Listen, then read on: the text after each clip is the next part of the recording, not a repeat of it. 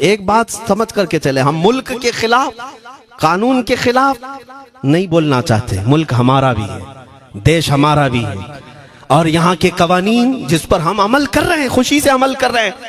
लेकिन इन जालिमों ने क्या बना दिया है, इनके नजदीक देश पूरा मोदी है। हाँ, इन साहब के बारे में मत बोलो, वो देश है, कल को अगर नहीं रहे तो देश चला जाएगा। मेरे अजीजों, किसी व्यक्ति, किसी शख्स की गलत पॉलिसियों पर तनकीद करने का नाम देश के खिलाफ बोलना नहीं है। हम अपने देश से मोहब्बत ऐसी करते हैं। आज भी आजादी का दिन है ना, आजादी का दिन है। ये लगे हाथों ये बात कह करके गुजरता हूं।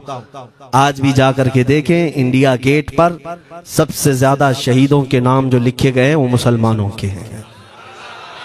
इनको क्या पता है 1857 से जो अंग्रेजों के खिलाफ लड़ रहे थे, ये लड़ रहे थे।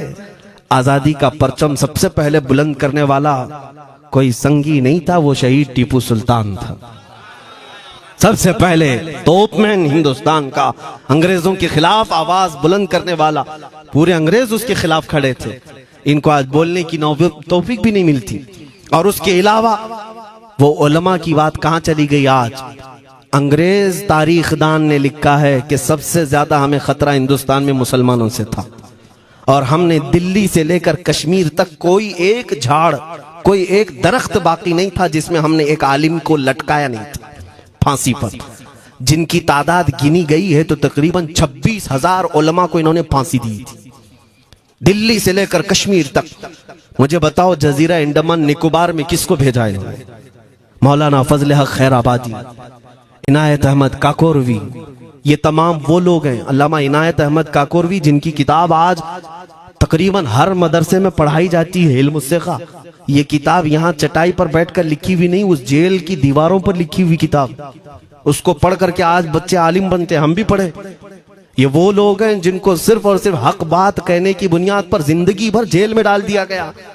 आज ढूंढ करके निकालो मौलाना फजल हक खैराबादी का मजार कहाँ है, और अंडमान निकोबार में, जहां काला पानी की सजा दी जाती थी।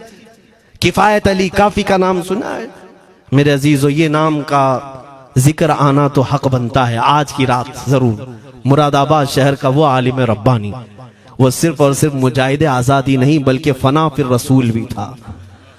आप इसी से अंदाजा लगा लें, आला हजरत जैसा आशिक, हदायके बख्शिश लिखने वाला।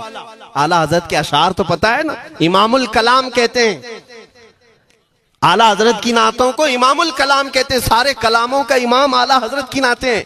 पढ़ करके देख लो, वजद आ जाए हुजूर की नाते।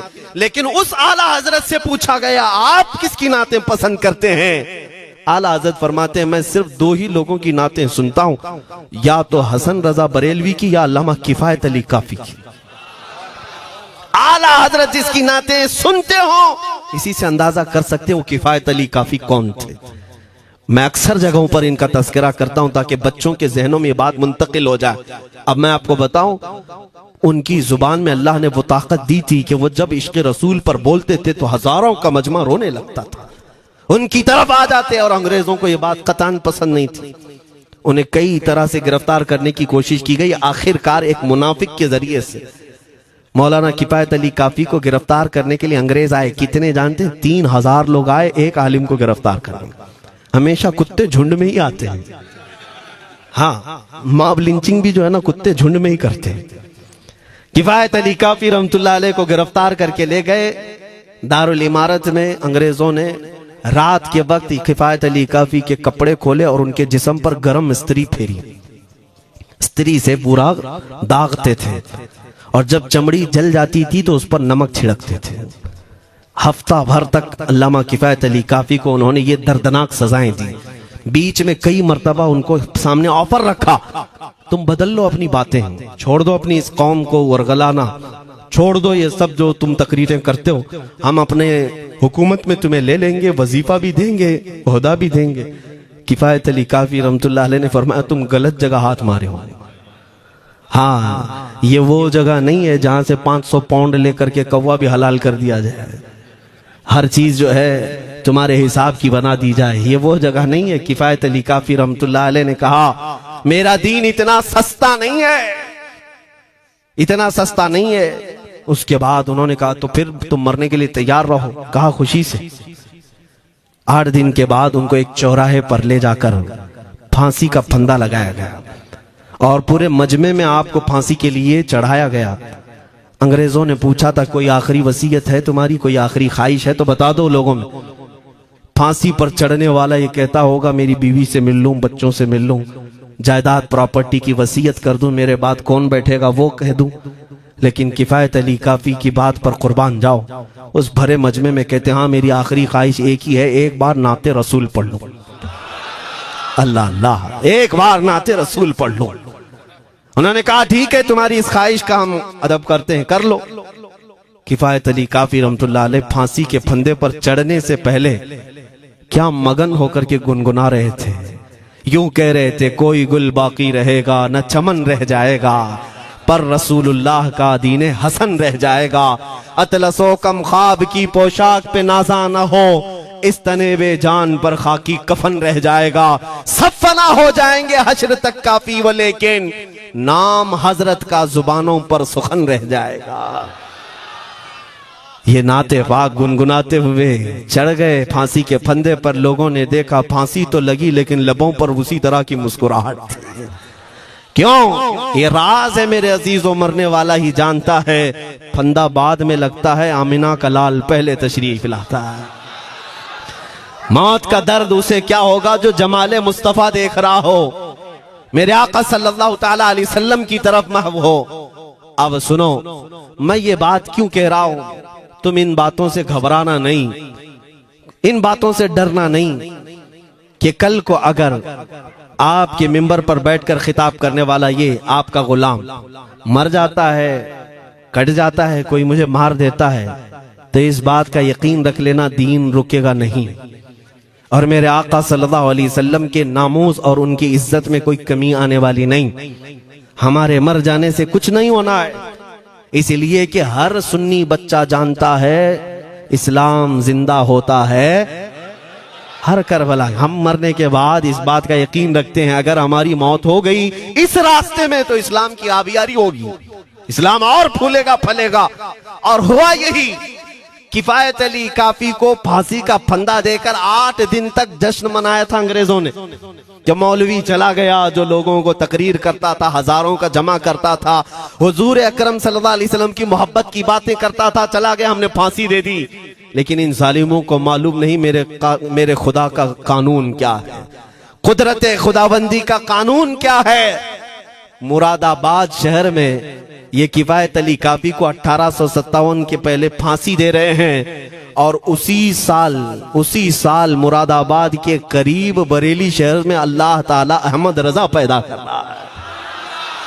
तुम एक आशिक को फांसी दिए, हुजूर पाक के चाहने वाले को तुमने फांसी देकर ये समझा कि आप खत्म हो गया इश्क की बातें करने वाला।